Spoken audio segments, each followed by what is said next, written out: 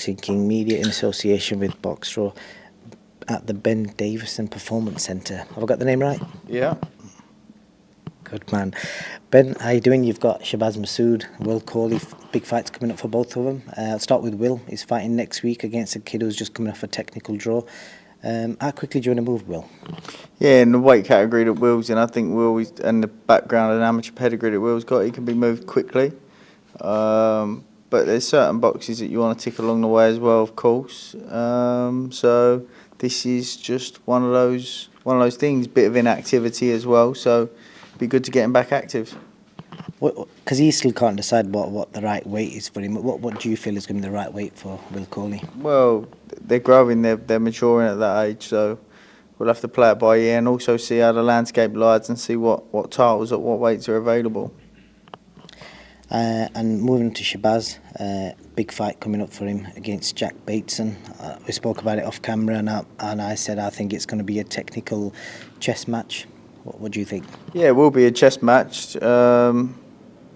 Two thinking fighters. I personally believe that Shabazz is on a different level, and that's something that Shabazz needs to go in and make clear on the night. Do you draw much comparisons from the recent opponent both of them had, Diego Ruiz? No, not really. I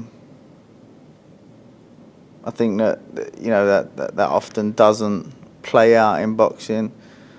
I think there's certain things that people would associate Shabazz and Bateson to be similar with, but in my opinion, I don't think they are too similar as fighters.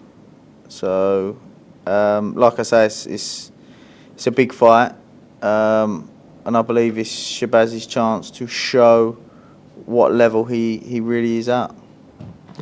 Good stuff. And then moving on to Leewood. Obviously, his fight got called off due to injury, but there's rumours circulating that he may be fighting Leo Santa Cruz after all. Is there any truth in that? It's looking that way because obviously the injury, we was hoping that the Lara fight would be delayed. Looks like the WBA are saying that they're not going to allow the situation to go on any longer. They're going to force Leo Santa Cruz and Leewood to fight, waiting to confirm what the split is going to be.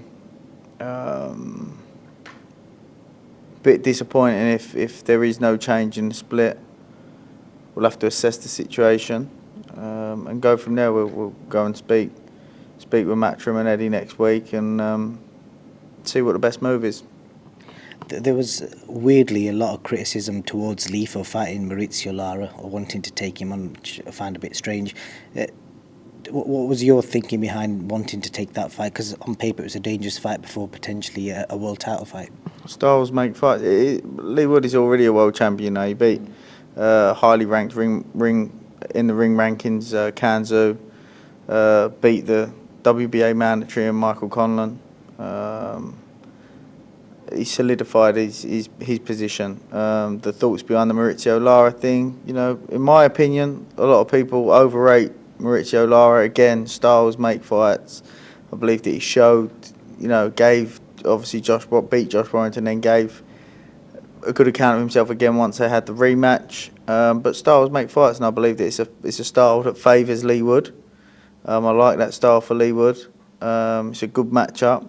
Of course, he's dangerous, but what makes him dangerous is also makes him extremely vulnerable. It's a massive fight. Everybody was talking about it, like you said. Everybody had an opinion, so the money was fantastic for Leewood as well. And Leewood is at a position in his career where he does not want, mediocre fights, and he wants to be fighting the best fighters out there, making the most money at the same time in doing so. Nice and professional. It's my missus.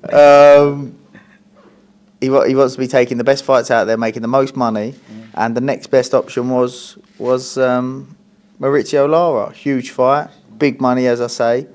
A fight that we liked. A lot of people can't see it, and don't understand the style matchup, but like I say, it's something that we liked and we was confident in a fight before the Leo Santa Cruz or Ray Vargas winner. So, like I say, unfortunately, the WBA look like they're gonna force the Leewood and Leo Santa Cruz fight. Hopefully, the purse split. There's a bit of a change in the purse split, but if not, we'll have to see what the situation is. Is Lara an easier fight than Santa Cruz? Not in my opinion, no. Leo Santa Cruz is a freeweight world champion, an elite fighter. Maurizio Lara is not an elite fighter. Good fighter, very, very dangerous. But do you think Maurizio Lara could be a freeweight world champion? No, not in my opinion. Good stuff. And then just moving on, I've got to ask you about the hottest topic this week, the whole Chris Eubank Jr. and Conor Benn fallout. What was the initial reaction to hearing the news? I'm assuming you would have been in the gym when you heard about it. Yeah, we was in the gym. Obviously gutted, massive fight. British boxing history, huge fight.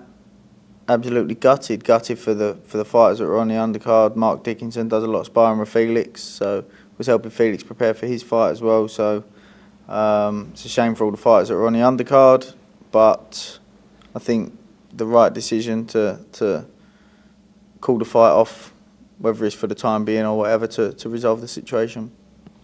And with regards to the news coming out in itself, I'm sure you will have read. Obviously, we don't know this for a fact, but based on what the reports are saying, that the boxing board knew about this 2 weeks ago, and it appears that they only stopped the fight from happening was because it got made public in a newspaper. I got to be honest. I put a tweet out the other day. I feel so sorry for the board because I think. Obviously, I'm not a lawyer. I don't know completely, but I think they've got to be very careful with what they do because they could leave themselves open legally to be sued or whatever. So I think they're in a really tough decision, obviously, a really tough position. I think that they're governed by UCAD, but this foul test was with VADA. I think that makes it hard for them to take action. I don't know this for a fact. I'm just expressing my thoughts. So I do feel sorry for them. I imagine they're under a lot of stress, and I stand by the board. I think they try to do the best that they can do in all situations. They do want the best for boxing, and it's not an easy job that Robert Smith's got for sure. Definitely, and the other thing I wanted to pick your brains on is this doctor who's been highlighted on Twitter, who's obviously shut down his social media channels and his website. I know he's got his name around Tyson and a few other fighters. What's your thoughts on that? Bit odd. I've never met him. I couldn't tell you anything about him. I've never met him, never spoke to him, don't know anything about him. So it's not really for me to pass comment on. I don't know what the situation is, so I don't want to say something that can be perceived a certain way because I can't really have an opinion on something that I don't know nothing about. That's a fair point, Ben. And then just wrapping up, Eddie's come under a lot of scrutiny, with regards to obviously paying for the Wilder testing and then not going by it, wanting the fight to carry on. Then obviously eventually it was pulled. What do you make of all the scrutiny that he's had on him? It would have been a lot of pressure making that decision because the amount of money involved, I'm guessing. For sure, not only a lot of money, I think that obviously he's got to deliver for DAZN and for Matchroom and for other fighters that were on the card, and he that's his passion, it's what he loves to do. He wants to deliver for those fighters, so he would have wanted the card to go ahead. Impossible for the people saying about the card going ahead without the main event. Impossible, wouldn't have been able to happen. So yes, look, it's a tough business. Everybody's got an opinion. I think that when you have so much success like Eddie's been having, a chance for people, everybody seems to jump on board when they can, when they see a moment to try and bring you back down to earth. So difficult situation for everybody involved, but I think that eventually the right decision's been made in terms of the fight being called off for the moment, postponed, and to work out the next steps. Last question on that. I think it's worth mentioning, obviously Conor's made humongous improvements in his technique and skill. And I think it's probably disappointing that the fans will probably never recognise that now, because this potentially might tarnish no matter what he does and no matter how this gets resolved. Yeah, I think that, controversial what I'm going to say probably, but look, I know that he puts in a lot of hard work, a lot of hours. I know that his team put in a lot of hours, and he worked his arse off. And to be fair, same with Chris Eubank Jr.